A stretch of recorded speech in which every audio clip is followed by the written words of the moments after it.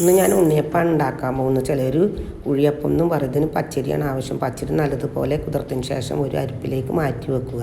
പിന്നെ ശർക്കരപ്പാനി ഉണ്ടാക്കണം. മധുരത്തിന് ആവശ്യമായ ശർക്കര ഒരു പാത്രത്തിലേക്ക് ഒരു ഗ്ലാസ് വെള്ളം ഒഴിച്ച് തിളച്ചതിന് ശേഷം അത് ഒരു അരിപ്പയിലേക്ക് ഒഴിച്ച് തണുക്കാൻ വെക്കണം. ഇതിന് കുറച്ച് തരിയുള്ള പൊടി ആവശ്യമാണ്. അപ്പോൾ കുറച്ച് അരിയെടുത്ത് അതിലേക്ക് ശർക്കരപ്പാനി വെച്ച് ഒന്ന് ചെറുതായിട്ട് കറക്കിയിട്ട് അത് മാറ്റി വെക്കണം ഒഴിച്ചിട്ട്. പിന്നീട് ബാക്കി വരുന്ന പച്ചരിയും ഈ ശർക്കരപ്പാനിയും ഏലക്ക, നല്ല ജീരകം, ചെറുപഴം, പിന്നെ പഴുത്ത ചക്കട അടിച്ചു വെച്ചതുണ്ടായിരുന്നു, അതും 2 ടീസ്പൂൺ ചേർക്കുന്നുണ്ട്.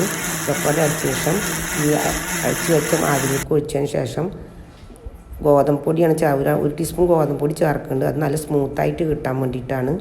പിന്നെ ഒരു നുള്ളുപ്പും. പിന്നെ ചേർക്കുന്നത് എള്ളാണ്. എള്ള് നല്ലതുപോലെ 1 ടീസ്പൂൺ എള്ള് ചേർക്കുന്നത് നല്ലതുപോലെ കഴിഞ്ഞ ശേഷം അത് അരിച്ചിട്ട് അതിലേക്ക് ഒഴിക്കുക. ഇതെല്ലാം കൂടി നല്ല ജോയിൻ്റ് ആകുന്നവരെ ഇളക്കി 2-3 മണിക്കൂർ അടച്ച് മാറ്റി വെക്കണം.